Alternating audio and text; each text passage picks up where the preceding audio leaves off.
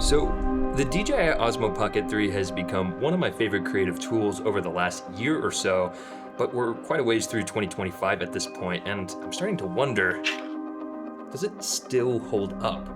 By the way, guys, the sounds in this intro were made with Artlist, but I will cover them more a bit later in this video. So there's not really much debate that the Osmo Pocket 3 is one of the most versatile cameras ever made, but it does get a little bit of flack for the actual image quality not being very good. However, that entire intro, except for the last shot, was actually filmed with the DJI Osmo Pocket 3, and actually if you treat it like a proper camera, worry about your lighting, composition, maybe even add some haze, you can get some pretty great images out of this little camera. But there's actually a lot more to talk about when it comes to the Osmo Pocket 3 in 2025, so let's go ahead and jump into this video. Let's start with how I've actually been utilizing this Osmo Pocket 3 for the last year and a half or so, and it's kind of been always in my backpack backup camera system. Basically, if I need to film something quickly and I don't want to deal with all this nonsense, I can just get out the Osmo Pocket 3, flip it on, and I'm pretty much ready to roll. But now that I'm able to use these DJI mini mics, which have been really convenient, directly paired to my Osmo Pocket 3, it has made filming these talking head A-roll things much more convenient as well. So I've actually been using it on occasion to film actual talking head for YouTube content. And that also extends into Instagram Reels because I can quickly switch it into vertical mode and get some pretty high quality Instagram Reels that can also track me if I need it to. Also, it's super underrated that I can just pair this up to my phone and look, I can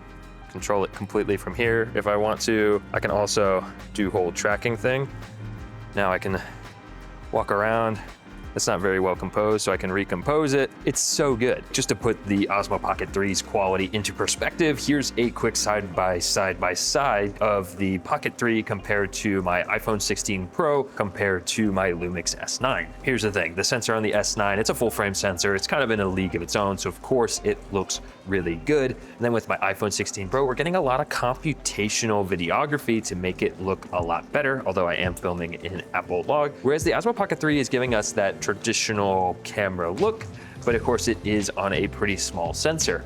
I will say, all things considered, I do find that the Osmo Pocket 3 looks really well, but I do think it has probably the least amount of play in post-production if you get your exposure wrong. But I do think that if you light and expose things correctly, like I did in that intro, you can make it look pretty dang good. And again, compared to an iPhone, there's just a nice separation between having a camera and a phone. And for me, I'm not going to put my iPhone hooked up to a car like I would with the Osmo Pocket 3. Also, this is how I make phone calls. This is how I do my emails and all kinds of things. So having this being tangled up in making actual videos is not always the most convenient when the Osmo Pocket 3 exists. So, and I guess that's the thing that I really want to address when it comes to the Pocket 3. It's that bad video quality. It actually has really great video quality if you treat it like a real camera. So even in this scene, I place myself near all this light and then I'm filming into a darker background in order to actually light myself in a way that looks good while creating kind of an interesting dynamic behind me. So if you actually think about the Osmo Pocket as, yes, it's a real camera, I'm gonna treat it that way, I'm gonna try to light it that way, I'm gonna try to compose that way, I feel like you can really utilize this camera in a much more pleasing way than flipping it out in auto mode, which, you know, sometimes I do that as well. You just gotta expect to get the quality of the effort that you put into it. While video quality is definitely important, one thing we often overlook is our audio or our sound design. So let me go ahead and show you guys how I've been using Artlist to do some of the sound design for this video. Now with the footage with proper lighting and adding in the music, it sounds pretty dang good, but it's still missing something that makes it feel alive, and that is proper sound design. And thankfully, Artlist has a really robust audio library that you can pull really high quality sounds from. I wanted, when I moved the flashlight, for you to hear something to kind of give it some presence, even though when you move a flashlight, it doesn't really make any sound. But in this case, we're taking some artistic liberty and adding in some audio.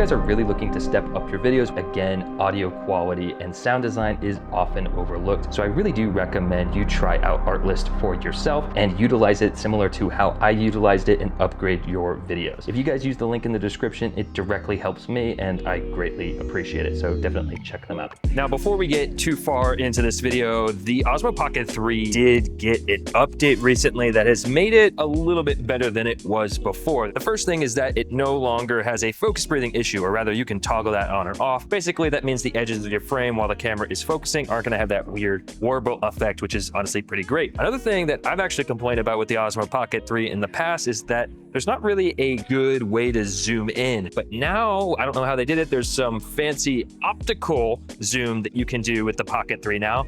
However, you are not able to film in D-Log-M if you choose to use this feature. It's still pretty great that it's here. One other thing about the Osmo Pocket 3 that's pretty underrated is that it is a little gimbal. It's stabilized, so getting actually smooth handheld footage is honestly almost too easy. It's pretty much the hack. I can walk around and you're not going to notice any of those terrible shakes that maybe you would notice on, let's say, a mirrorless Sony camera. The stabilization on the Lumix cameras are honestly really freaking good, so you can kind of get away with it on those kind of cameras, but they are much more expensive than the Osmo Pocket 3. But again, I can't stress enough that this thing is a pocket camera, and I feel like that's definitely its biggest strength. You can kind of just bring it around anywhere and you get some pretty dang cool quality. Additionally, what I love is that you can put it in the places that you really wouldn't be able to fit a normal camera, kind of like I did right here between all these iron bars. You wouldn't be able to do this with a normal camera, or for instance, that bookshelf scene right in the beginning of my intro that creates a more interesting way. So you can kind of get creative with this little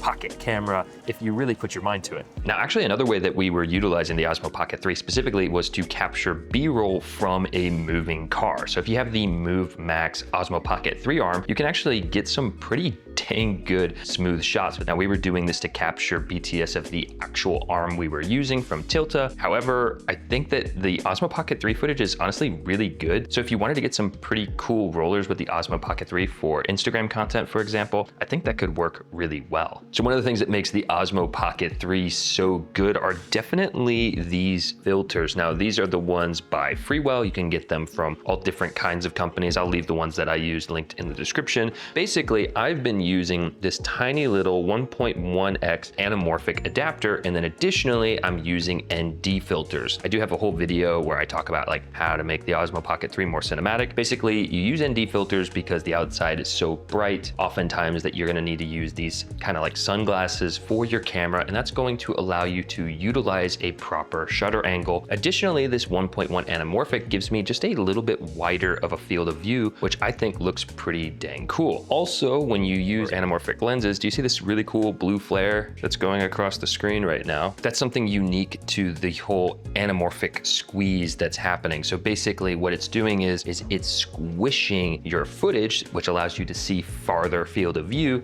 And then in post-production, you actually de-stretch the image in order to give you a more natural look again, but while retaining that really cool field of view. So if you're really trying to step up your Osmo Pocket 3 game and you're like, why does some people's footage online look so much better than mine? I really do think that it probably comes down to some sort of an anamorphic filter and or ND filters. One of the things about the Osmo Pocket 3 is how small it is. So for this opening sequence, one of the shots I thought would be really cool is to have it kind of mounted up really high and looking down to give some really cool perspective. Basically, I'm kind of using my phone as a little monitor here because they connect, and then I can walk around and kind of see where it's going to be the most interesting, which right here might be really good with that light that we have coming in with those Xion lights, casting that really cool line there. So that this might be a good spot.